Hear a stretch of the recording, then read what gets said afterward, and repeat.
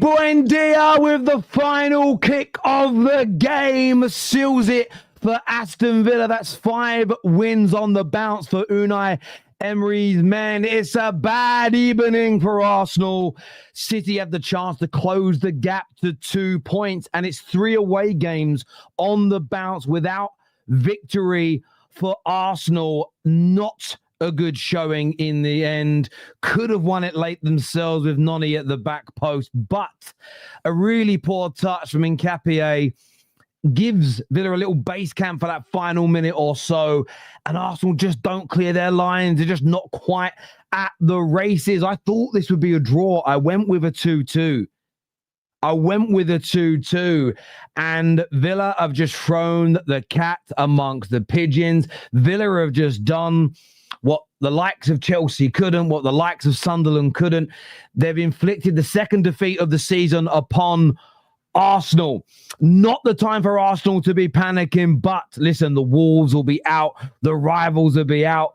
City fans, I know what they're going to say. They're going to be smelling blood right now. The big shark is back in the water. But I just want to say before we review the game, go to your comments, what a game of football we just witnessed. Genuinely, what a game of football that we just witnessed there today. I loved every single second of that match. It was absolutely fantastic on every single level. It really, really is. And just on the points here, Arsenal's down 33. Villa moved to 30 points, 3 points behind. In terms of tracking points per game, Arsenal dropped to 83 points they're now tracking to. Villa move up to 76 points. Should City win, who kick off in half an hour, they can move within 2 points of Arsenal. But points per game, their tracker puts them up to 78 points. Still an advantage for Arsenal. They have dropped points in the last 2 weeks at tough away grounds, as Man City have. Other teams will go there and lose points, no doubt. But a disappointing day for Mikel Arteta's men. Absolutely 110%. But listen, please. I know that if you're a gooner watching, you're not in a good mood, but please like for the Football Terrace. Please like for the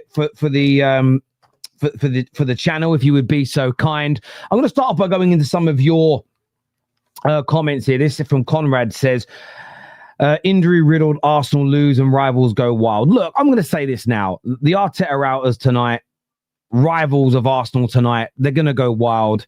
They've got every right to go wild because do you know how long they've waited for an Arsenal loss? It's been 18 games for this moment. 18 games for this moment, and they're going to enjoy it. As I've said all along, the only rival that I'm giving any kind of credence to when it comes to this is Wolfie, who had, unlike, I'm not even going to name their names, I don't deserve their names to be said today, unlike a lot of the rivals that have come on the terrace, and I think Arsenal might drop points. When you said, where do you think that will happen? How do you think it will happen?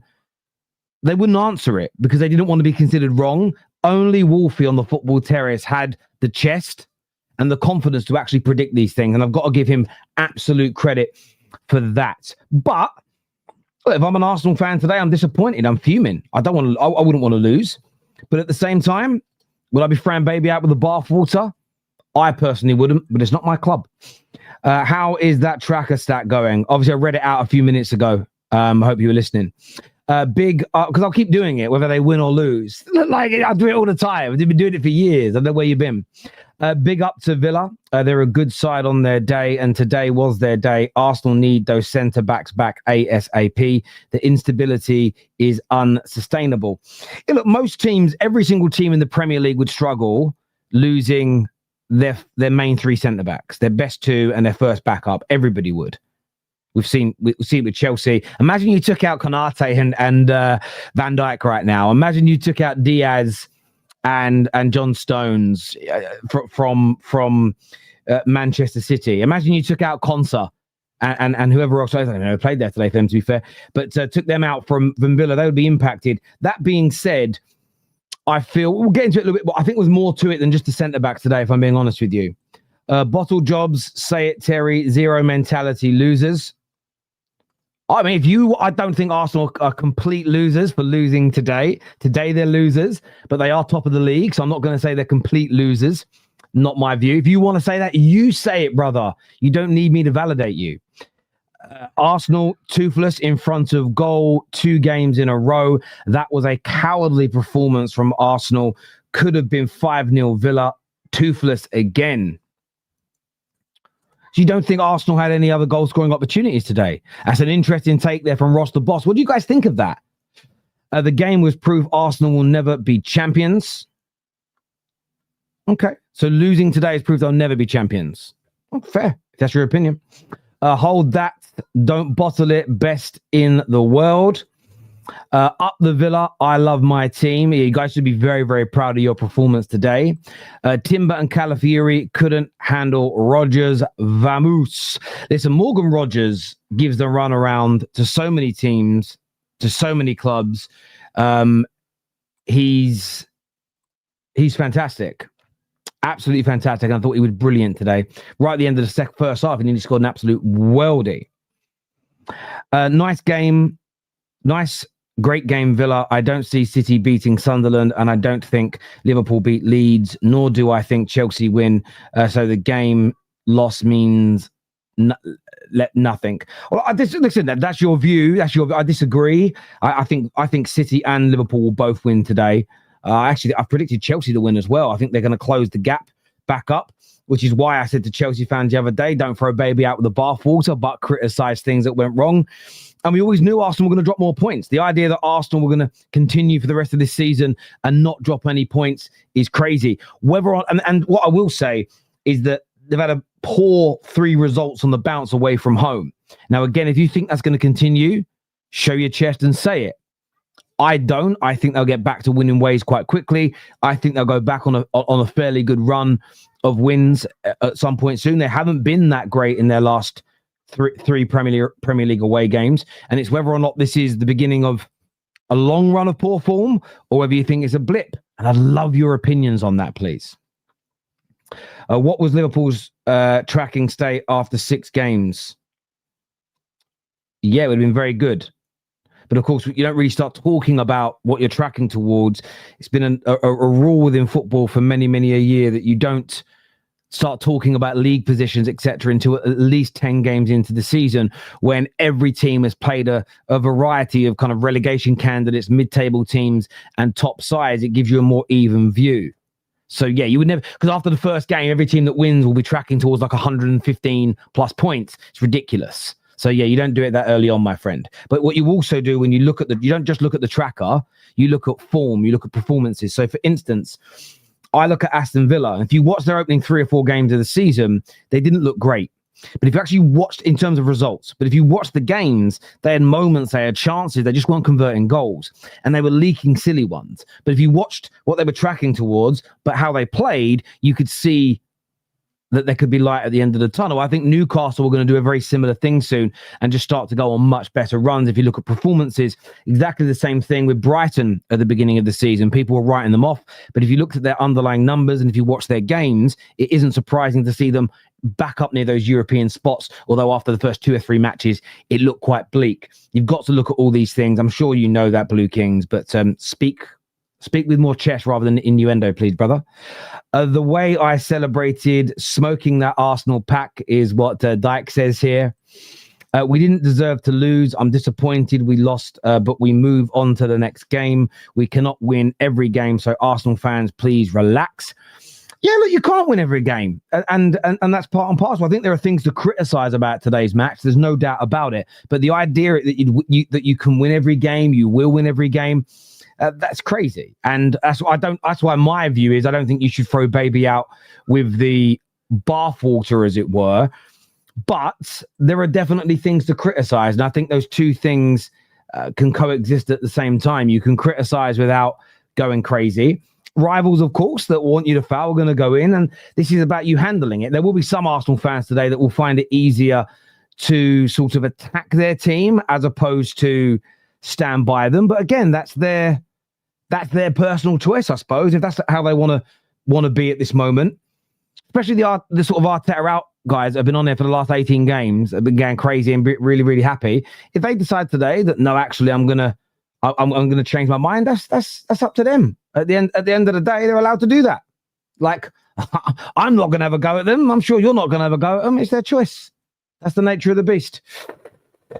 It's not a bottle job if we didn't score first. It's definitely a collapse. All this bottle talk with our second loss of the season. So now apparently every champions were invincible. Teams lose only when it's Arsenal. The rivals make this so much out of it. All these rivals with their beta cuck banter make me laugh. Arsenal are living rent-free, Terry. You should see the likes of Northside now because he's wished for us to lose so he can be right about Arteta. No excuse. We were a depleted team at the moment. Listen, if you're an Arsenal fan and you're happy you lost today, fair enough. There'll definitely be some TikTokers and some content creators happy because they're going to make some money today. Some of them have been really struggling for about 3 months. So fair play to them. Christmas is coming. You know what I mean? It's a busy time of the year. What a cameo from the Swedish meathead. What Sean says here. 19 games to lose and get called bottlers is what Guna Gallery says here. Yeah, I think it's crazy personally. It's like rival fans learnt nothing from the Chelsea fans a week ago. The comment section is crazy. Arsenal fans relaxed. Rivals popping champagne. Yeah, I'm not saying anything crazy. I mean, I can't read every comment. There's too many people watching and tuning in. But yeah, it's one of them ones where I get that there'll be criticism, but I'm not saying Arsenal fans in the comment section that I'm looking at now overly panicking. Bear with me just 1 second. But in terms of the games, I wanted to go to some of your super chats first before I bring the panel out. What I say about today, it was fantastic. First and foremost, the game was fantastic. I'm a neutral, not a Villa fan, not an Arsenal fan. I loved it. End to end. The referee let most things flow. I love that part of the match today. I thought it was fantastic. Where I'm criticizing Arsenal the most today, just put the last minute loss aside for a moment. And I know it's hard for a Guna to do that because you're emotionally invested and it's very raw right now. But I felt that Arsenal in the first half played into Aston Villa's hands. I put out a tweet when it was 1-0 and sort of said, well worked goal, unstoppable shot from Matty Cash, deserved 1-0 lead. And I had a barrage of responses which were, what do you mean deserved? How was that deserved? It didn't matter to me that you had the territory. You played into Villa's hands in the first half. You were pushing your fullbacks up. Villa sat a man or two in the wide areas, and they kept on having a player, normally Rodgers, who would sit behind your midfielders you were pushing up. They were very brave. So they didn't do what most teams do against Arsenal, where they camp 11 men behind the ball, stink out the place. It was often, including their goalkeeper, 8 players behind the ball with 3 outlets. And they consistently had really good counterattacks. If it hadn't been for David Raya today, both in the first half with a save against Ollie Watkins, I think he saved against Ollie Watkins just before he got substituted in the second half as well, it could have been a very different result. And Aston Villa counterattacked brilliantly. The only element that annoyed me was going, why didn't Aston Villa do this against Liverpool? If Aston Villa played this way against Liverpool a few weeks ago, they would have battered them, but they didn't. But I thought Aston Villa got their game plan very, very right in the first half, took a deserved 1-0 lead, and were the better team in terms of executing your plan. If you're someone that views football through the spectrum of whoever has the most ball and completes the most passes is the best team, that's your right. I just disagree. Second half was different. The fullbacks actually didn't push up and invert as high. They kept the width a little bit more. The substitutions were correct. I thought Marino and Eze had absolute stinkers in the first half, not just with their movement, but on the ball, bad touches, losing possession, etc. Trossard comes on, and we'll get on to him and his goal in a minute, but I actually think Gyökeres gave you more of a focal point. And with the fullbacks helping out more in a wide area, you were able to pin Villa back for the first 15 to 20 minutes of the second half. Part of that was Arsenal. Part of it is still the one part of Unai Emery I don't like. And that is he gets these 1-0 leads and he becomes too passive, which is why I don't think he'll ever work for him at a big club. But Arsenal got themselves back into the game brilliantly. A very, very well-worked goal. One of those goals where I always feel sorry for Saka because you don't get the GA, you don't get the assist because there was a very slight deflection on the cross. Yet, I'm not taking nothing away from Bruno. I love him. Bruno plays on almost on a knock, like a little 2-yard pass to the side. Mount scores a screamer. And you get the assist for it. Sometimes I look at football and think, how is one of them an assist and the other one isn't? They've at least both got to be assists, right? But it was a well-worked goal. And then it became a basketball match. Villa then went for it again. Villa were leaving a player or two up. They were taking risks. They were committing players forward. And it became a match for the remaining, for me, 25 minutes of the game that either team could have won. Arsenal, some excellent shots. I mean, Odegaard, the shot from Odegaard that was saved by Emi Martinez, absolutely brilliant. There was a corner. I wrote it all down here, actually. Aston Villa put a lot of pressure on. Kamara should have scored, by the way, when they caught them out of the back. Raya then saving the Watkins chance. At the other end, Odegaard had a wonder save, which led to a corner. Well-executed corner. Falls to Saka. Ball cleared off the line by Kamara to keep Aston Villa in the game. And then late on, though, and I know that Martinelli came on. Trossard was injured. I get why Calafiori came off. But I feel Arsenal as a team were between a rock and a hard place. Do we go for the win or do we try and see this out? And I think Villa capitalised. I wrote in big letters here, on the ropes, because I felt in the last 10 minutes of the game, Arsenal were on the ropes a little bit. And at that point, maybe it would have been better to have sat in. But you did carry on attacking. There were spaces there. And it was just one of those games today where too many players, and I didn't think in the second half, and Capier or Timber had bad games overall, but it was in moments. You almost conceded an own goal where Timber doesn't need to come in and make that challenge because Raya's going to pick it up easily. These moments help build the anxiety and the pressure. They give the home supporters a little bit of an injection of enthusiasm that puts adrenaline into the legs of the Villa players. And then the goal right at the end. The goal right at the end for me sort of stemmed from what I saw happen multiple times in this game for Arsenal today. A bad touch here and a bad touch there. And Capier's under no real pressure. Just keep hold of the ball, put it down the line, and see the game out. But he takes a heavy touch and he gives a throw-in away. He gives that throw-in away, and you could just see Arsenal scrambling. Villa committed lots of players forwards into that attack, and there was 2 or 3 chances just to boot the ball clear, old-fashioned, get it away, get in, as we'd shout on a Sunday League football pitch. Get the ball out, take your point. Trossard had won you a point in the game. Go away, lick your wounds. You've got Wolves next in the league. You're going to battle Wolves, by the way. You're going to battle Wolves. You're going to be like a caged animal playing a wolf. But you know what I mean? You're going to come back. But you couldn't.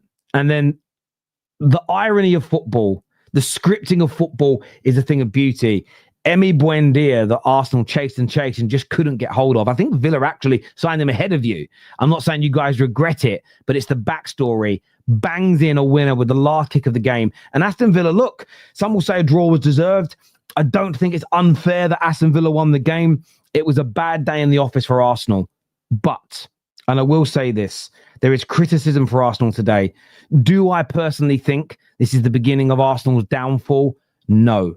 They've had 3 very tough away games on the bounce. The results haven't been what Arsenal wanted. I've criticised them in each of those games for things that they or the manager have done wrong. I'm not convinced Arsenal are going to collapse from this point. Some people may see it differently. Cannot wait to read your comments. Cannot wait to hear what it is that you've got to say. But this is one of those moments where I think what Arsenal need are their fans to, yes, criticise them and hold them to account, but you don't need to become abusive. You don't need to become nasty. You don't need to laugh at your own football club. I don't think you need to throw baby out with the bathwater. Arsenal never do well in that environment. It's not good for you. It's kind of like your kryptonite. They need an arm around the shoulder and not a switch across the back of their legs. Just, again, my opinion from an outsider looking in because I'm not emotionally invested. On today's game, though, Aston Villa, a massive congratulations to them. Up until the goal from Trossard today, it was 6 hours without conceding at home. It's 5 wins on the bounce. They're 3 points off the top. And they've done that with losing players and spending almost no money this summer. Unai Emery is a coach who I've had a lot of criticism for in the past, and I stand on a lot of that criticism. I always think he's perfect at clubs the size of Villa, with the expectations of an Aston Villa. I think when he goes any bigger, it can get a little funny. A few people in the comments today, Terry, do you think they're in the title race? Can they win the league? No, I don't think Unai Emery can, but I'm not going to take anything away from them. Fantastic performance again from them. It's become a horrible place for teams to go. And they've beaten City there. They've beaten Arsenal there now this season. And it just goes to show that early season form can turn around. Look, as ever, give us your thoughts, give us your opinions below, and I can't wait to read them. Thank you. Well, let's bring out the panel now to have their say on the show. That was time, 10 to 3. Oh, what a day. One thing I'm annoyed about today. Why are all the games on Saturday and then Arsenal, Man United on a Monday? Fucking ridiculous, isn't it? They really don't know how to do scheduling at all. Have I missed somebody's super chat? Sorry. I knew there was going to be hard, but remained hopeful. Unai always manages to get something out of us. He does. He has. He's got a thing. Man United have it with Nuno Espirito Santos. It always seems to get something off Man United. Well-deserved. We deserve the loss. Gutted but long season. Sometimes you've got to take it on the chin and wear it. It's part of it. It's part of it, my friend. Terry, just like you, like making money by pandering. Oh, that's what you think. That's what you think. Thank you for super chatting and giving me some more money for pandering. There we go. But you do remember I criticised Arsenal for years when they were bad. Was a pandering then.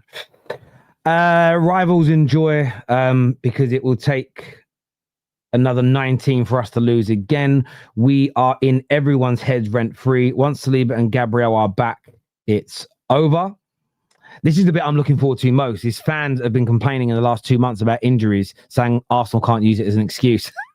That's the bit I can't wait to hear, because I love that stuff. I love it. I love it. Pandering. It's pandering, though. Sorry. It's pandering, laughing at individual people's hypocrisy. The fan meltdown pisses me off more than the loss. I hear you, DJ. Use bottle word for Arsenal. Keep the same energy. Okay. Sorry, my friend. Sorry. Terry, anytime you call Arsenal scary, we lose. Stop. You've lost twice all season. What are you talking about, dickhead? And what do you mean we? You're not an Arsenal fan. Your comments actually get held by YouTube on Arsenal videos because they are so disgustingly horrible about your own club. No true fan would speak that nastily about their own club. Right, let's bring the panel out now to have their say. But thank you for the super chat, bro. Thanks for the pandering. Sorry, I need to move this so I can move myself over. Let me just move my score off the screen. Let me do this. We've got on the show today. We've got Seb here, Conor here. We've got Ash. We've got Cal. We've got Dio. We have Jason. We've got Anton here as well. Welcome, gentlemen. Welcome back to the show. Let me just put on my my Wembley earphones. Commiserations on the defeat today. Seb, what's going through your mind right now after that defeat? What went wrong in your opinion today, mate? I think genuinely we probably, on the balance of things, deserved to lose the game. It was definitely a game that didn't suit us at all. I love watching end-to-end games when it's not Arsenal. It just doesn't suit us at all. When it just from the off, it was kind of similar to the Chelsea game where you could see Villa up for it. They were stronger in the tackle. They were winning those 50-50 duels. And then you could just see these games give you an indication of how good Saliba and Gabriel are, because they can calm the game down, keep the ball. And it's just like that centre-back pairing, they just don't play together. So I thought Hincampié had a bit of a nightmare game today. But yeah, a game in transition suited Villa down to the ground. That's what they would have wanted. You always get nervous for these games because Unai Emery just always seems to be far more pumped up to play us than any other team. But at the end of the day, it's a hard game. We're not going to win every game, and guess what? We're going to lose more games this year. It's not the last game we're going to lose. It's just important to consider that other teams will also lose, so it's not the complete end of the world. I'm not going to lose my head or anything. I'm just disappointed that we didn't really start playing until we went one down and made changes in the second half. But I thought we would build on that, especially because Villa seemed a bit more timid in the second half. When they started out, it was kind of like, oh, we can sit here and try and keep this 1-0. But then we scored and then they got back up for the game. But we just didn't keep up with them. There was periods for about 20 minutes where we were the better team. but we just didn't capitalise on our chances at all.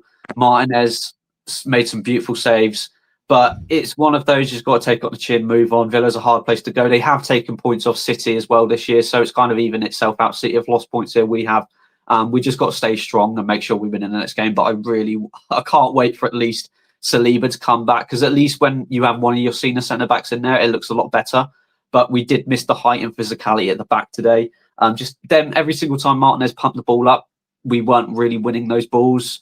Ollie Watkins was. I was quite happy when Ollie Watkins actually came off, because they stopped doing that. But it's just like the sloppiness at the end with Hincapié.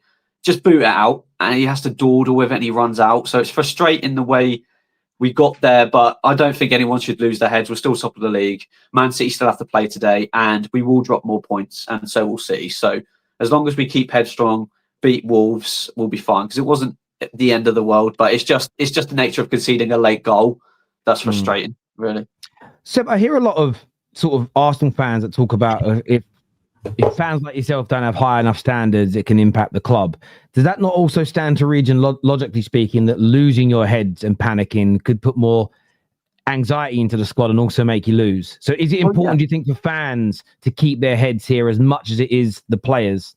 Well, 100%. You can feel it in games. If a crowd, especially at the Emirates the last few years, if we go 1-0 down, the crowd gets nervous. You see the players getting more nervous. You see just the sound and the noise that Villa get at Villa Park makes other teams nervous. So regardless of what anyone else says, especially in the ground, fans need to be behind their team. I thought it was kind of disgusting what Tottenham fans were doing to Vicario in that Tottenham game, where he was touching the ball and they're booing him. It's just like, do you want him to gain his confidence, or are you trying to beat him down even more? You want to get behind the players. They obviously see stuff on social media, but it's just keep calm. We're still top of the league. It's only December. We are. And if you were expecting us to win every game for the rest of the season, then you're just delusional yourself. It's a hard place to go, and yeah, we just got to move on. Keep the confidence high. Once our centre backs wants to get some injuries back, it was much better when we made substitutions. You could see that. It was just a shame Trossard had to come off, but. Yeah, it's just because it's a sucker punch late on. If we drew, it'd be like, oh, that's a good draw to get away from home. But yeah, just got to move on. But I'm not going to beat myself up over it. I don't think we should do either. I hear you on that. Jason, though, you said in the I see you in the private chat saying you're not happy, you're fuming. What are you fuming with today? Barring just a loss, what is it specifically you're fuming about? Fuming about the performance, generally about Eze's performance, about the overall team that played. Like how we actually played from the first half, we got bullied, man. I'm telling you, in the midfield battle, we got bullied. We were literally lackluster, lethargic. I feel like we're tired, man. And the defense, I just felt like there's no chemistry between all of them, man. I think it's a brand new defense itself. So obviously, with Timber playing there as centre back, I just didn't feel comfortable. Like I did not feel comfortable playing him next to Hincapié as well. And Califury's performance was awful, man. It was awful. And I'm not being like, Arteta out and all that stuff. Yes, that's cool. But the optimism is that we went to Villa Park, we went to Stamford Bridge, Old Trafford, Anfield. Yes, the only pretty much of a hard game that we possibly might come back would be Goodison or even at the Etihad, at most. Or even White Hart Lane. Why not? But other than that, I'm pretty much, it's just kind of like a bad day in the office. I'm not going to be like, I'm fuming. But at the end of the day, I'm not really, my head is not gone at the moment. I think we should be doing better. I'm telling you, but with the performance, it stank. I'm telling you, it stank. And you know what? When Trossard scored that equaliser, I'm like, why are you sitting back? Why are you allowing that pressure for Villa to kind of come onto us, latch onto us? Why are you bringing back Villa into that game? And I'm just like, come on, man. You can do better than this, man. And yeah, man, it's just a bad day at the office, to be honest. Like, I'm not getting carried away. And yeah, man, it is what it is. I understand that. Dio, from your point of view, a lot of people talk about the performance being bad. What do you think led to that today? Could Arteta have done anything differently from a tactical point of view? Did he get his starting lineup correct? What do you think led to maybe that lack of intensity that quite a few Arsenal fans are talking about here? I mean, if you're talking about the startup, I think the manager got the startup right with what he had available to him. We had Odegaard and we had Eze on the pitch, two creators, and we had Saka on the pitch. So that he. No, but Eze was playing on the left. Though, I don't know, but what I'm saying is, again, I'm just saying we had creators on the pitch. He doesn't have to stay on the left. Nobody's saying go hold the left high and wide and stay there permanently the whole game. You can drop and let Calafiori overlap to that left for you, and you can drop back into the middle area where you are. We saw Odegaard even shift to the left sometimes, so Eze they could have done interchanging stuff. What I'm saying is, I think the manager got a good start up there, a good lineup there. I just think that these guys were not up for it today. The players were not. Calafiori looked tired by the 60th minute. If you looked at him, he was huffing and puffing. Mikel Merino looked tired from the very beginning of the game. I don't think these players were up for it today at Villa Park. I think Villa looked like they came out. We needed the bullies. We needed to bring in the Gyökereses from the very beginning of the game. But I understand why we didn't start those players. Again, someone like Leandro Trossard coming in, scoring a goal, and then getting subbed again. That's something I don't want to see. And for people who are like, losing their minds, I'm like, calm down. This is why you have that buffer lead in points for games like this. Because we're not going to go another, we've gone 18 games. Abby, we've gone 18 games unbeaten. We haven't lost in 18 games. This is our second loss of the season. For me, that buffer is this. These are the games that we need it for. Regardless of what happens this weekend, we're still going to be top of the league. That's number one. Regardless. So now let's go back, recalibrate, and the next few games, let's just go on and rack up a couple more 3 points. It's going to be closer now. It's going to be more scary now. But for me, it doesn't. It's better now. It's much better. I think it's better now. I think it's much better now. The title race, just to from my perspective, it makes it a lot scarier. But here's my. I mean, for me, I think the lineup was. It's all right. I have kids. No judgment, mate. No judgment. Especially when the camera's on, you can't say what you really want. Can somebody get Abby, please? I love it. Yeah. So I think, and then in the second half, I like what Mikel Arteta did against second half. In second half, he didn't wait for the first 10 minutes to go. He subbed players immediately. Second half comes, Eze, you had a stinker, out. And when he made those changes, I was like, well, positive changes. Bring in Gyökeres, bring in Gyökeres, and I was like, all right, cool stuff. And for me, at the end of the day, the most important thing is we gave it a fight, but Villa wanted it more. I mean, being able to claw back 1-1, that last minute, it's a gut-wrenching feeling to lose that way because it's last minute. Yeah, that's the only thing I'm disappointed in. I mean, I feel like just hold on. Our back line again, of course, will be shaky because we're mixing and matching, but they're good enough to get a 1-1 draw. But yeah, Villa wanted it more than us at the very last minute, and they got it. I hear that. Conor, I'm going to run to Conor. Good to see Conor. Just so everyone knows, he does quite a few of my thumbnails. Big up, Conor. Shameless plug for you there, my friend. Best thumbnail designer on the Football Terrace. I don't know about outside of the terrace. I'm joking. What did you make? What did you make of Arsenal today? What did you make of Arsenal today? Where do you think you could have done better? Where are the areas that you felt let you down? I had a funny feeling about this game before it even began, and I actually predicted we would drop points today. I looked at our game against Chelsea, very poor. I was at the game for Brentford, and I was watching it, and I thought we were lucky to scrape 3 points that day. In the second half, we were very poor. Brentford really could have brought one back if it wasn't for David Raya. And we got the second goal, more of a lucky fluke, really. But I said we walked out of that and scraped 3 points. And I thought, walking into this game, I thought, with our last two performances, I'm not confident. And obviously, our two centre-backs being out is obviously a massive miss as well. It's quite ironic that when we had all of our attackers out, our defenders were fit. Now, most of our defenders are out. Our attackers are fit. We don't really get much leeway there. But that's beside the point, boys. I think today... Bournemouth 1-0. 1-0 Bournemouth. 1-0 Bournemouth. Oh, fantastic. Semenyo, I put him back in the dream team today. So did I. Lovely stuff. Yeah, So just because they've been asking so far throughout the course of the game, yes, Arsenal are now tracking towards 83 points, but Chelsea are now tracking towards 60. Just to let all the Chelsea fans know their tracker. What a title race for Chelsea, eh? That lasted, 20 minutes? Oh, anyway. No, it looks like it's going to be offside, though, to be fair. But anyway, sorry. Oh, bollocks. Sorry. Conor was 3 days, not 20 minutes. Come on, man. Be nice. With regards to today, I think it was more of a tale of two halves. That first half, we were very shaky, and then the second half, we came out fighting more. And I put it down to the substitutions. I even predicted, I said, bring on Gyökeres and Trossard for the second half and take off Eze and Marino. I just think that sometimes this system lets us down. And if you look at it in terms of this season, when we've come up against the quote-unquote big dogs of this season, i.e. the Man Cities, I mean, Liverpool, yes, we were unlucky for that free kick, but still, I think we weren't going to walk out of that game with 3 points. The same with Man City, the same with Chelsea, and Sunderland have been fantastic this year as well. These big teams that were meant to be beaten to win a league title, we haven't been performing against. And it's always been bad day at the office, bad day at the office.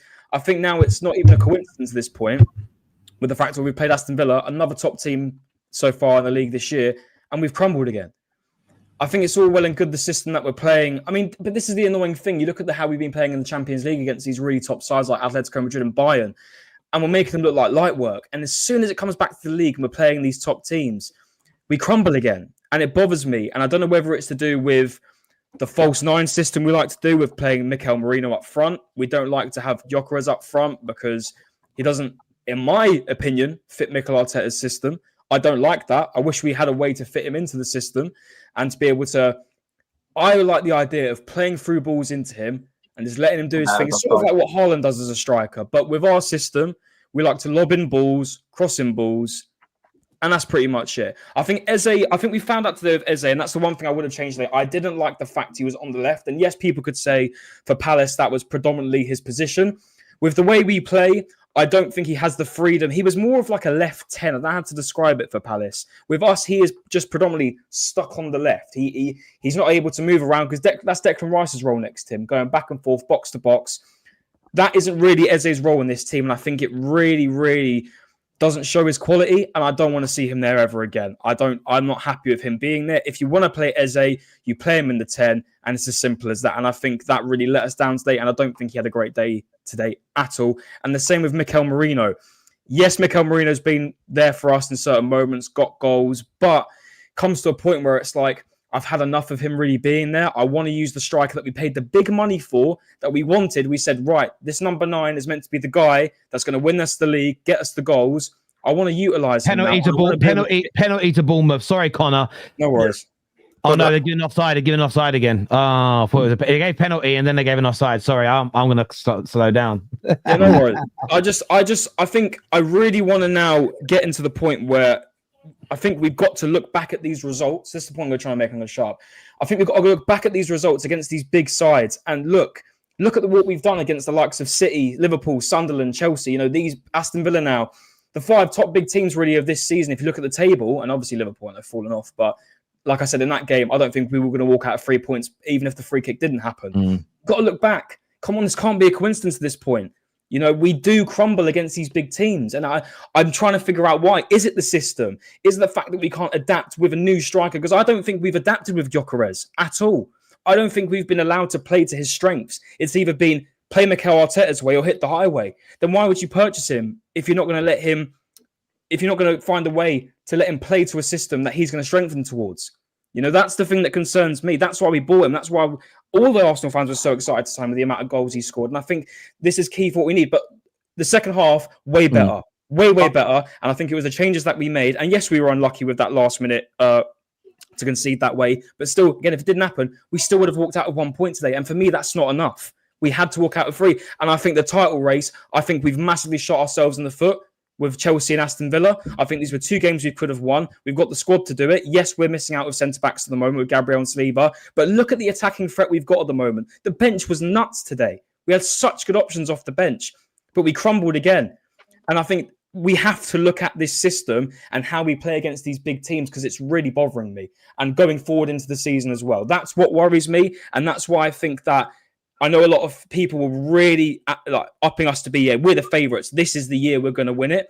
But you've got to look back at these big games against these big teams, and we're crumbling every time. And I don't think that's a coincidence. That's my piece. I don't like the word crumbling because I find that incredibly inaccurate, my friend.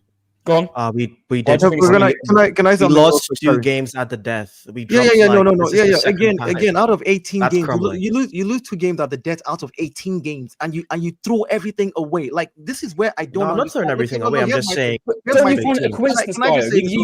did you say losing 2 games at the death is crumbling out of 18? Yes, I'm crumbling against these big teams. Not crumbling. Guys, just jump in a minute. Cal, say your piece on it so we understand where you're coming from. What I'm saying in terms of the crumbling, I'm saying it's against the bigger teams. It's not a coincidence that this is the second time that we lose a game on the last kick. When usually, I mean, we've seen the title races before. We've seen how imperious Liverpool and City, what they do. Normally, they're the ones that are winning the games like that. We are losing games like that and doing it multiple times in a season. And that's not something I'm used to seeing from champions. And it's very concerning to me. Huh? You know how much I love you, bro, but Go ahead. I can't compare this game today with any of the other games I've seen this season. Today's game, yeah, you can't compare it. And can I just say something real quick, right? Here's all I'm saying. We're not going to win 38 games in a season. We're going to lose a bunch of games. That's the way the league works, first and foremost. But Dio, don't you find it a bit odd if the five big teams this year, the 5 games that we've dropped points have been the bigger sides? Do you not find that a bit odd, Can I finish, right? The so-called bigger sides, you didn't consider Sunderland a big side when the season started. It's just their form that you're looking at. When we were playing them, they were right behind us. Hold on. You did not. I'm saying it's their form that you're using to call them a big side. They were not considered when the season started. Hear what I'm saying? No, that's not the point I'm trying to make. I'm trying to make the top dogs of the league this year, and Sunderland are currently one of those. They're up there competing. When you say the big teams, right? But I get what you're saying, and the idea that losing to a big team or dropping points to a big team, drawing a game with a big team, regardless of not putting context around it, is what baffles me. To say, oh yeah, you expect us to beat all the big teams and all the little teams. So in this 5 games, if we had won all those 5 games and then we had lost to Leeds or lost to somebody else, you would flip it. I expect the big teams to give us problems. Teams in form to give us problems. I expect that we might drop points in some of those games. What I don't want is for us to look the way we looked in the first half. The second half is what papered over the cracks for me. We came in second half and we showed that we actually can play football. If we played the way we played in the first half throughout the entire game, I would be mad as hell. Now, for me, in that second half, coming out and playing the way you play, Mikel Arteta making changes at 45 minutes and not waiting till the 60th minute, bringing in the right players again and changing the shape is what's important to me. I also think people are being selective. Yeah, I also think. I think people are being selective with the kind of games they're trying to pick. So they'll say, "Oh, this again. We have not been good against big teams." They will not mention we beat United, we smashed Bayern, we smashed Spurs, we beat Newcastle. We've lost against the last 2 seasons. Then they talk about, okay, let's look at the teams in form this season. Okay, what about the fact that we beat Crystal Palace, we beat Spurs, who were 5th before we played them? You're doing selective. You're picking selective games to suit your argument and ignoring games. If you heard me, what I said. I said. This is why I was so surprised when we went ahead and beat the likes of Atletico and Bayern. I said, we done that and made them look like absolutely nothing. And yes, listen, I'm not expecting to win 38 out of 38. Listen, I'd love to, and we'd all love to, wouldn't we? But the one thing that just bothers me, and just looking at it, going back at our results, it's always the teams that towards the top that I think that are bothering us and making us drop points. And again, obviously, if we're going to look at different results, like say if we were losing to Brentford or we were losing to Leeds or so and so, then you can look at it and criticize it. But it's just looking ahead into the season and thinking, right, when we're going to face these bigger teams coming up, are we going to be a bit more paranoid now that we have dropped points to these teams when we played them before? Would you argue? Hang on, guys. Can I throw one counter into you, Conor? Is it not been away from home against all these teams you drop? But the next time you play them or you're at the Emirates, does that not fill you with more barring Man City, does that not fill you with more confidence? Would you expect, after if you look at today's game, the Sunderland game, the Chelsea game, when you play them at the Emirates, would you be confident still of a win? Of course I'll be more confident, but it just bothered me looking back at the results. I'm thinking, right, you're looking at the big teams. It's always the times when we're playing these big teams in the bigger games where we do seem to crumble a little bit. And I sometimes feel like we do fail to adapt to make sure the situation is better, to try and get a result out of the game. And yes, we were unlucky today. The second goal, it was unlucky. Last minute, you can't do anything about it. But it just looking back at it, it bothers me. I'm thinking, look ahead into the season. Last season, now it's 3-point gap. You know what I mean? It's just like we were how many points? Last season, we lost to West Ham last season. These were the teams that were losing to last season. Last season, we beat all the big teams. We beat City 5. We beat Chelsea. We beat the big teams. So this narrative that we crumble to big teams, I think it's a fallacy. I just think that there's certain games you can't play 18 games unbeaten and not tire out. You can't have the kind of injuries that Tottenham have and expect them to perform. We also have injuries, no excuses for that. My point is, at some point after 18 games, you will get a game or two where you will need to wobble, shake through it, get through it, and then it's what you do after that. What I can say categorically is, when the season started, everybody said we looked shaky. But one thing I realized is we got better and better and better, and then it became a form. And that form will always have its dips, its valleys, and its mountains. This is a dip for me. Second loss of the season in 8. Like, this is the second loss of the season. To then take this loss and say we crumble to big teams is a narrative that you're putting out there, and people are going to run with it, and they're going to beat the team over the head with it on social media and say all kinds of nonsense. The truth is, this is a solid squad that today had a bad day. Unlucky second goal. Kudos to Villa for bringing the fire and the flame. We needed this fire to actually wake us up. City go on and win, they'll still be 2 points ahead. These are the kind of buffers that you need as a team, where even at the weekends where people are chasing you, you still have a lead. I hear you. I'm going to go to Egal next, please. Thank you. I'm annoyed by two things. Number one, as Arsenal fans, we dismiss and disrespect our opponents. This is a team that is 22 games unbeaten at their house. Yes, losing a game or drawing a game in the state that we're in trying to fight for a title is a disappointment at all times. And this is another missed opportunity. I'm not excusing that. I'm not happy with the result. Nobody is. But the performance, we did not deserve to win. Let's be 100% real. We did not deserve to win. We got ourselves in a situation where we were able to maybe get a draw or maybe able to nick something, but every single chance we messed up. You can criticize the substitutions. You can criticize the starting lineup. You can criticize bringing off Saka and Trossard when we were in a situation to maybe try to win the game. But I don't think we can sit here and say that, because we dropped points today, that, we're bottling it against these teams, or we're slipping up against these certain teams, or creating narratives that certain teams are making it difficult for us, because we're the same people who said Fulham's and West Ham's and these guys were the teams that were difficult the previous years. And when we beat those teams, we started to gain confidence. So I'm not going to sit here after every single drop point and lose my head. Take notes from other teams. Look at what City fans are doing. They win a game, they lose a game, they drop points. They look at what actually happened and the context around it. I don't want no excuses. We have a good squad, but the reality is we did not look the same without the height in the back line. There was no height in that back line. It was a lot easier to play. It was a lot easier to play long balls through the top. The midfield was getting bypassed. Why was that? Because they did not have the security in the back line, and we're all over the place defensively. The attack, what you cannot obviously continuously play, guys, and think it's always going to work when you change the line, when you change the front three, change the lineup every single week. As they came into the front three, it didn't necessarily work. Trossard came on, we've seen a dramatic difference. Moreno didn't have a good start to the game. Gyökeres came on, we've seen a dramatic difference. But then later on, when when we need a goal to take off Saka, even if he's 20% fit for Madueke, I thought was a mistake. It was his yellow card. It was his yellow card, Egal. And I would do the same. Regardless, I would protect him. I would do the same. Regardless, I believe Saka on the pitch would have been more needed to score a goal. And even then, we didn't create enough chances after Saka came off. We had Martinelli begging for a long ball over the top, literally taking his arms going like this. No one could see him.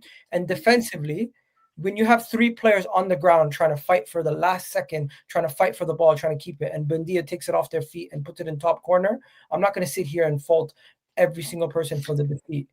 Do you know what I find really interesting? I'm going to go back to you guys, but just listening to you all, and I love these discussions. You learn about other people's clubs, but I've been saying this for about 4 or 5 weeks. If you look, I don't know what the league table looks like right now, but I was looking at the top 13 clubs, and it was like Newcastle, United, Liverpool, Arsenal, Chelsea, Villa, Bournemouth, Palace, Villa, and everyone's going to drop points away at loads of those grounds this year. There isn't one team in the Premier League that is so... It's not even... Arsenal are very, very good. Look what they've done to European teams. The Premier League is just so strong. Every single team that you think can win the league this year is going to go away to at least 5 or 6 of those teams I mentioned in those 13 and lose away from home. The only team that sat inside that top 13 who you would all expect to beat away at their ground, at the moment it's Tottenham because their home form's so bad. Everybody else no one looks at Brighton, Villa, Newcastle, Bournemouth, any of these teams away anymore and goes, that's definitely 3 points. That's where I think the league has changed as well. And I get from your point of view, I made a prediction at the beginning of the season that I doubt any team would win more than 5 or 6 games on the bounce in the Premier League. I almost think it's impossible this year for teams to do it because of that quality as well. So as much as you've lost points, and I think you can criticize certain players today, Eze and Marino were poor. As an example, I think you missed chances. I think your centre-back dilly-dallied on the ball. All these things are right to call out. Equally, I don't think it's a sign that Arsenal can't win the league. I think it's a sign that the Premier League is very, very hard. I look at it from that point of view. That being said, I'm not emotional like you hate, guys. It doesn't really matter to my day. I drop points home to West Ham, so that's what I've got to contend with, if you get where I'm coming from. But I haven't heard anything. Go on, Egal. Go on, bro. Sorry. Final thing, guys. Let's not treat Aston Villa away the same way we treat every other low or half table team. I don't think we are. I think a lot of us felt like though this. I think the way Conor was speaking, it's a little bit confusing to me because 1 second we're talking about. You're saying Conor's a dickhead? What are you saying? No, I'm saying I don't know. I'll see where the Emirates go. I don't know where this narrative came from that he's running with. Egal, I was saying the top teams. A top team. I was saying the top teams. Okay. But the one thing that I think that you're missing out on is that there's another thing that's in common. AI thumbnails, with all 5 of those games. All those games came for us at the exact wrong times. No, I'm just gonna say this, Conor, you're my guy. But where were you when we're winning? Bro, I've been mad busy with work. I haven't had time for streaming. I don't stream myself. Very convenient, Conor. When we're winning. The whole of October. Conor, what were you in October? What were you in October, Conor? What were you in October? What happened in October when we didn't? If I wasn't here when we're losing, that's a lot different. But if I was here all the time when we're winning, then fair enough. You conveniently have more time when there's. Conor, what were you when I been here? So right, hold on a minute. Was I here for the Liverpool loss? Was I here for the Chelsea draw? Was I here for the City draw? Was I here for the Sunderland draw? No.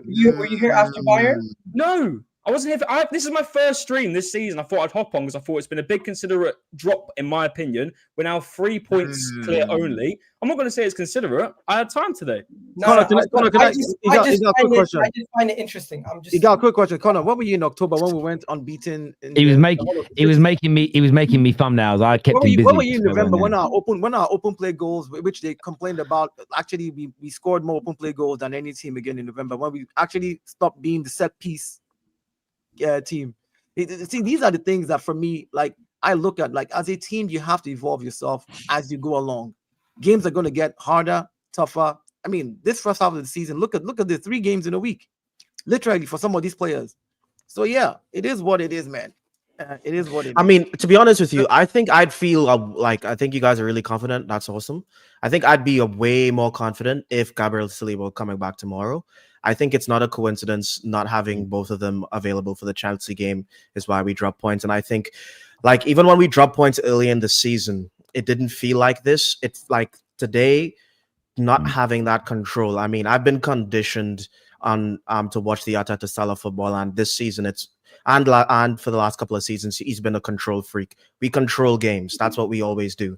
And to watch us play that basketball football that we just watched is something that we're not used to seeing it, you know, and it's because Gabriel and Saliba has just been there. At least one of them has been there pretty much the entire time. And I don't think it's a coincidence that with both of them out, that's what happened. And I think that's why our midfield was getting completely bypassed, you know, with one ball, and it was a tough watch. And you know, as kudos to Aston Villa, they deserved the point. I don't think this wasn't a snatch and grab. You know, they put us under a lot of pressure. I think on the positive note, we did create a lot of chances. I think, to be honest with you, looking at just going forward, it's probably one of our better attacking performances with how quickly we were moving the ball moving forward. And I think Bukayo Saka was having one of his best games of the season so far. I think it was a shame that he got subbed off. I think I would trust Saka on the yellow because at the end of the day, I feel like when Odegaard isn't around, he's the one that usually wears the captain armband. And I think you put that trust in him. I would trust him to just playing like that, playing the way he was, because he was playing like he was possessed today, I think we would have done something. And I think as soon as he came off and we got Madueke on, and this is not to, shit on Madueke, but like there's a sharp level difference between Bukayo Saka and Madueke. And I think once Saka came off, that's when I felt like the pressure was on us.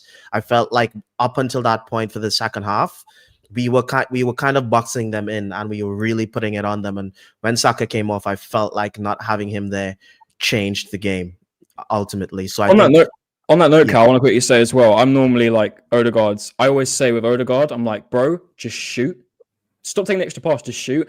And all of his shots there were on target. Having that extra shot, and I really like the fact that he actually gave it a go today. I do like it when players just have a shot at goal. Give yourself that little confidence boost, and then you will hopefully get one in the back of the net. To be fair to him, he did do it against Brentford. He did. I was watching. I was like, he's constantly taking the extra touch.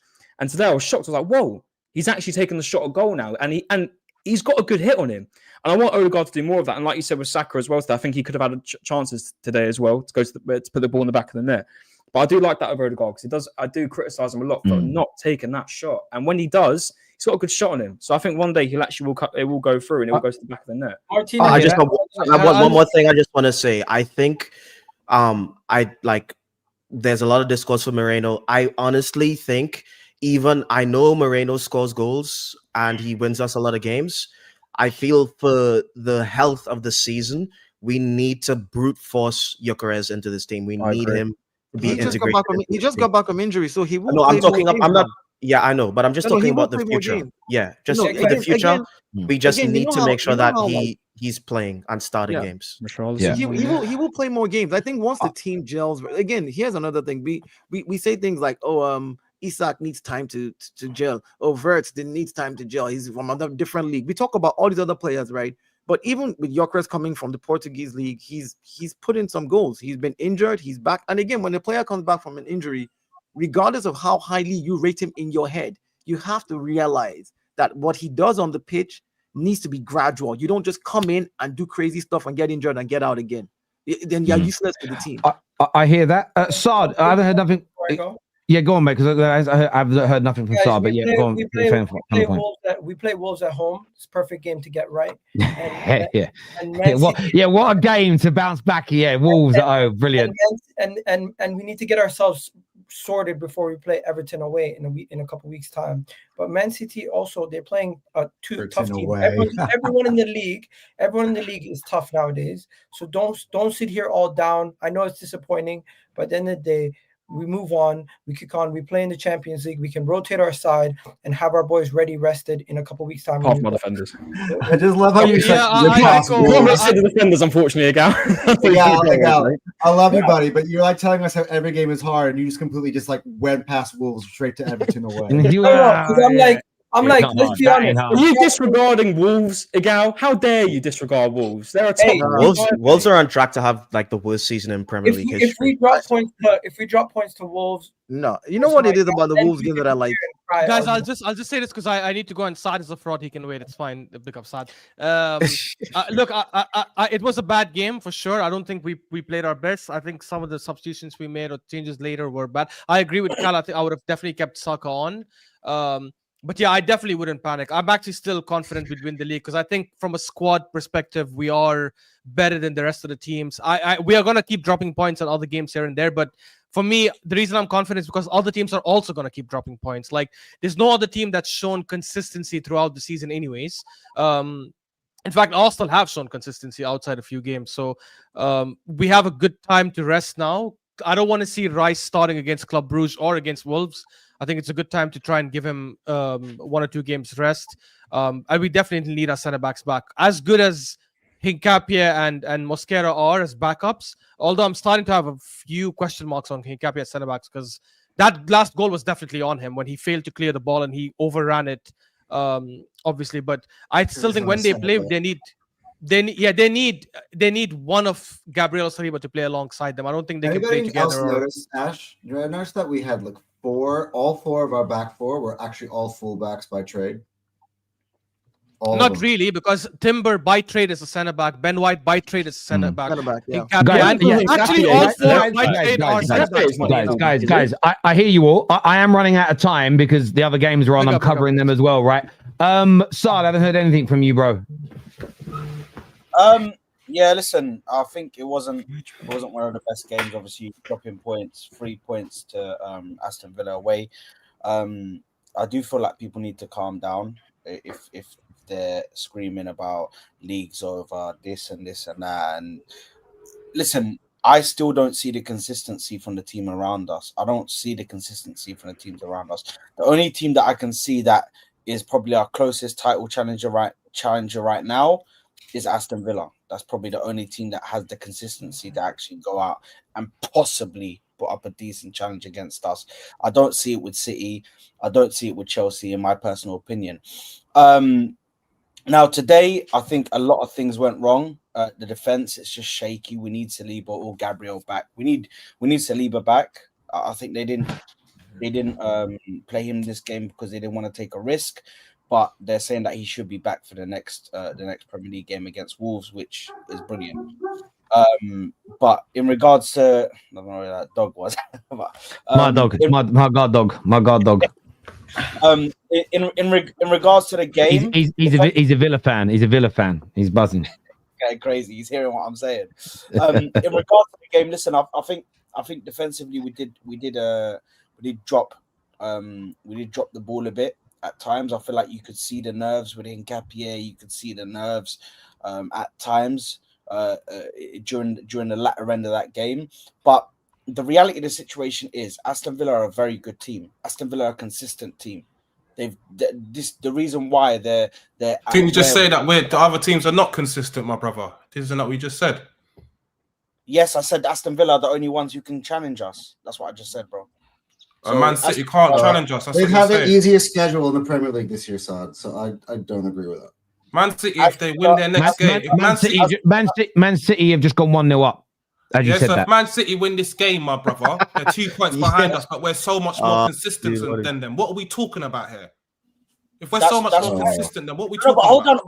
Hold on, because I've seen your content, brother. I know already what you've been spewing. No. I've been in his content. I knew exactly what he was saying. No, I know what people seem to think that I'm Arteta rap, but I'm not. I'm a realist. No, but here's the thing, Dan. Yeah, you're too shook of City, but City I'm not shook of City. I'm not shook of City, but I just don't like when people keep coming out and saying, "Oh, we're so consistent. We're this, we're that. We've got the best squad in the league." But hold on, our last 3 away games, we picked up 2 points. What sort of consistency is that, my brother? What are we talking about here? Bro, we're still going toe to toe with these teams, bro. They're causing problems for everybody in the league. But we're not as consistent as people are making out. We're not. So our home form is definitely consistent, bro. We've got what is it? 11 wins. Our home form, but is it not a little bit concerning that our last 3 away games we've got 2 draws and now a loss? Is that not a little bit concerning for you? But then if we go and we win our next 3 away games, then what are you saying, bro? Like, listen. Our only saving grace, we've got Wolves at home as our next game. That's our only saving grace right now. Our away form. I'm just saying the last 3 games. Before that we look great, but I'm just saying these last 3 games should be a bit of a reality check to say slow down here. Yeah, it's not going to be as straightforward as everyone thinks it's going to be. That's all I'm saying. Yeah, it's not going to be as straightforward as everyone has been talking. Yeah, we are going to win the league. We're going to win it by February. All this mad talk that people are coming out with. Today's a reality check. I didn't say we're going to be. I didn't say we were going to win it. I didn't say we were going to win it. But listen, with all due respect, I've seen you come on the terrace 3-4 times, bro, and tell us it's a reality check every time we draw games. Then we come in, then we win a few games, and then we come back to draw a game. This is a reality check. Guys, it's a reality check because people are talking like we're going to win the league. Dan, I hear you on reality check. Anyone saying you're going to win the league by February, I agree, it's a reality check. But let me ask you a question, Dan. Let me ask you a question so we can keep this civil. When you say you're not consistent, what do you consider a consistent team? What does that look like in terms of wins per 10 games? Like what do you consider consistent? What I'm saying, we've been consistent before these away games came up, Terry. Do you understand? But for people to now keep saying, "Oh, I haven't seen anyone being as consistent as us. Man City haven't been consistent." But based on our 5 games, we've got 2 wins, 2 draws, and a loss. That doesn't scream out consistency to me. Dan, that you're missing out the main. up and down in the last 5 games. Dan, you're missing out the main thing. This is What's the the main obvious thing? elephant in the room. I'm talking about the last 5 games. Saliba and Gabriel are our consistency. Exactly. They are out. Exactly. And Arteta, let's be honest, Arteta made a grave mistake today. We all know Saliba was ready to go. He's been ready to go for about 2 games now, and he's been too unwilling to take that risk. How do you know and that? Start him when we did not have mascara. It is a suicide to have Salmon as your only defensive option on the bench. I don't agree how do you with know that. Saliba's ready? To play one thing I know Timber about Mr. Arteta. If Saliba was ready, he would have started him against Aston Villa, 100%. Yeah, 2-0 Man City. 2-0 Man City. Okay. Don't be so sad. We know they can. We know they can concede 3 in the next 5 minutes. Yeah, I'm not coming out saying that we're not going to win the league. Not once have I said we're not. Not once have I said we're not going to win the league. Yeah, not once have I said we are going to win the league. Doesn't not having Saliba and Gabriel not play into that part of the recent results? Yeah, but you wasn't taking that into account when you was coming out of all this silly talk about we're going to walk the league and Man City are going to give us a guard of honor. And I have taken that into account because I know that you need to take that into account. That's one game. All we need, we don't season. even need both. We just need one, and all of a sudden the consistency. It's a long old season, Anton. That's what I've been saying all this time. I knew today. The first time I actually said I changed my mind today, this morning on my live stream before this game. I saw that lineup come out, and I said we're dropping points today. That's the first time I don't believe all you, season Anton. I said that. Go watch. Yeah, and when you saw, and I bet when you saw Timber and Hincapie, you thought, oh yeah, this is going to be. I'm happy with this. And I've said it. People that he was panicking. He was panicking. I was pissed because I know this team. I know this team. If you think my head's in the clouds, it's just not true. I know this team. Didn't your manager say on the Saliba point? Didn't your manager say that Saliba is a matter of days away from returning? Right, correct. Which is what frustrated me, and that was 2 days ago. Yeah, that's what I'm saying. But he's a very mysterious man when it comes to the injuries. But what I will say is this, right? This is more a question as an outsider. He said he's a couple of days away from returning. He hasn't made it today. Whenever is that not what Arteta's detractors have been asking for him to slowly bleed injured players back in? Because when he rushes them back from injury or he plays them with injury, he's a scumbag. When he isn't rushing them back from injury, he should be. I feel like I get confused with the criticism of Arteta on this one. I feel like he has not rushed back. I asked this question months ago, and not one Arteta outer had the balls to come on the terrace and give us. I said, when a player's out injured, how soon after they're declared fit do you want to see them back in the starting lineup playing regularly? They didn't want to answer because I knew at the time the reason they didn't want to give an answer is because then they have to be held account for their own opinions. They just want to keep it open-ended. So if a player isn't rushed back and you lose, Arteta the dickhead. If you rush him back and he picks up an injury, like Trossard looks like he's done again in the second half, he's also a scumbag. I don't think Trossard. Arsenal fans are. I'm only going by what the commentator said here. They said looks like he's limping. I'm only going by that point. I just find my commentator said different. Which is it? The commentator on the Premier League channel, the international TV channel, said different. He said that it was a massive thing for him to people be playing, considering that he was about 60% in this. About 60% fit for this game. I said he didn't want to play him the whole time. He just took him off. One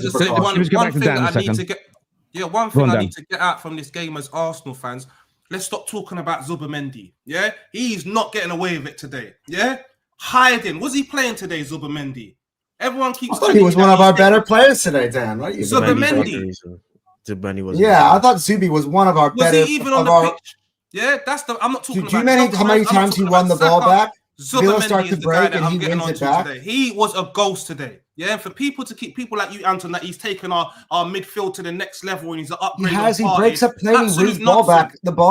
He doesn't. So many times. Go back and watch the game. Second, without the emotion, go back and watch the game. You'll see how many times he wins the ball back today when Villa start to break. How many other players won the ball back? What did he do today other than win the ball back? I would want to go back on the stats. I'd be curious to see, but I wouldn't think there were many more players than Zubi or Rice who won the ball back for us in midfield. Yeah. Oh, stop it. Guys, I've got some super chats to jump into because I'm running out of time. Sorry. This is that Norgard was supposed to be the Jorginho replacement. Arteta would have trusted Jorginho to give us control in that game as Rice and Zubi were flagging. Bogard, Winston Bogard's nephew, by the way. one Villa the game. It brought Villa an energy. Yeah, I'm surprised Norgard hasn't had a bit more game time this year, to be fair. Because he's not good. That's why. Yeah. Little head Egal easily confused. People take it easy with footballing facts for this little boy. Why are you writing little like you speak like that, bro? I find people that write that don't actually speak like that. Yeah, because it's like the only thing he puts says like yeah, that. like he said little like first. The entire sentence is like the lickle Queen's again. English, and then at the end of the sentence, it's lickle boys. Like, come on. Yeah, like Cal is from the Caribbean, and you hear it when you read his comments in the group chats. You can read it in everything he says. It isn't just like one word at the end of a sentence. Wow.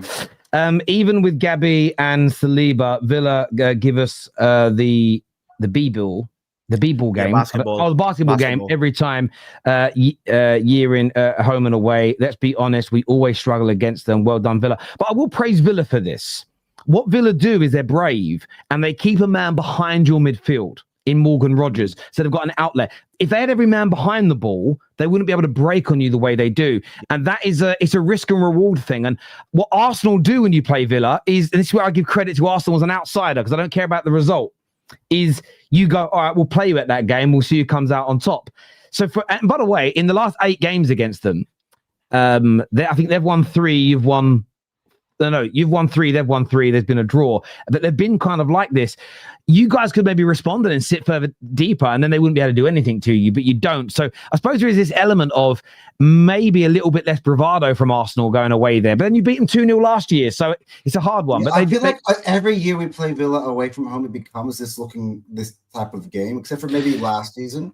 But all the other ones, it's just like that. Arteta loses his head, and he starts to see like the tunnel. I'm going to bring on 5 attackers. I love this comment. They said it seems like Arteta ball is pass it to Odegaard and then around to Saka. Well, this is what I love about football fans is Man United fans moan we don't have patterns, which is easily recognizable sequences of attack. And then Arsenal fans moan that they have patterns. I love football fans. You're fucking amazing. Odegaard and Saka were doing well. What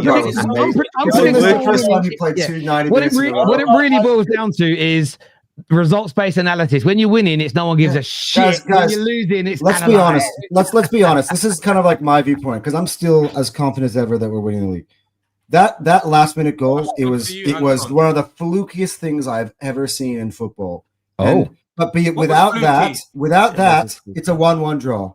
There's nothing fluky about that. Oh no, nothing. That thing. Their goal. It was pressure. It was pressure. We succumbed to the pressure. It's not the manner of the goal, like Cal said. It's the pressure. They was all over the pressure. Like Nkapia was pressured, and then he lost the ball, and then they threw a ball in, and then they pressured us, and they didn't let us play the ball. It was bobbling around everywhere. Our goal was we had like 5 opportunities to play the ball, and we couldn't do it because of the pressure. That was 100% deserved by them. How did we score our goal, Anton? It was a ball played across from. And he palmed it straight into Trossard. A ball played across from. No, it was not. It was a ball played across from Saka, which skipped past Gyökeres, and Trossard put it in. No, it wasn't. It was a save. What are you talking about? Actually, you're right. It was a good goal. It was a good goal. Guys, I want to say a big thank you to all of you. Sorry, I didn't actually read out that last super chat. Where's it gone? I meant to read it out and then I took it off. Basically said that we got beaten by Villa, but that's all our away games, the hard ones, out of the way. Like these men have still got to play. These men are still Chelsea man. That's anyway. A fair. That is fair, and that's why again I'd get the anger, but I wouldn't panic. That's all I'm saying. That's the worst you're going to see all season. Yeah. I need to thank everyone who's tuned in. This is going to redirect you to Sam's watch-alongs for the 3 p.m. games. We're live after those games, so make sure you're all back here with us. Take care. Goodbye. God bless. And we'll see you all again soon.